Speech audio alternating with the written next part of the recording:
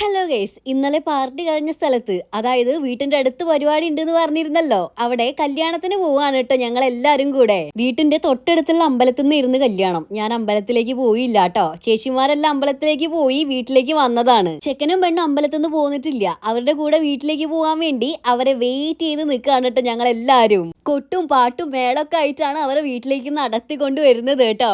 ആഹാ, ചെക്കന്റെ മുഖത്ത് ആ ഒരു സന്തോഷം നോക്കിയേ.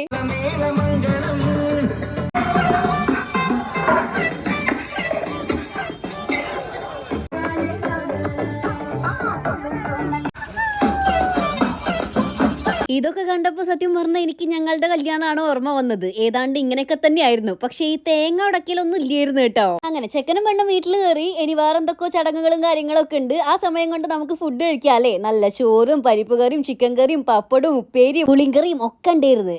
വേറൊരു കാര്യം കൂടെ ഉണ്ടായിരുന്നു, ഒടുക്കത്തെ ചൂടും. പക്ഷെ ഈ ചൂടത്ത് ഇതുപോലെ ചോറ് കഴിക്കാനാണ് കേട്ടോ സുഖം. ബിരിയാണിയൊക്കെ തിന്നുന്നതിനേക്കാളും ആ ചിക്കൻ കറി പോന്നോ മകളെ, ഒരു രക്ഷയുണ്ടായിരുന്നില്ല. എന്റെ ആ ഫിനിഷിങ് കാണുമ്പോൾ നിങ്ങൾക്കത് മനസ്സിലാവും. ആ ചോറങ്ങ് ഉള്ളിലേക്ക് ചെന്നതും ആകെ ഉരുകി ഒലിച്ചിട്ടുണ്ട്. അപ്പോഴേക്ക് നമ്മുടെ പെണ്ണും ചെക്കനും ഫുഡ് കഴിക്കാൻ വന്നു കേട്ടോ.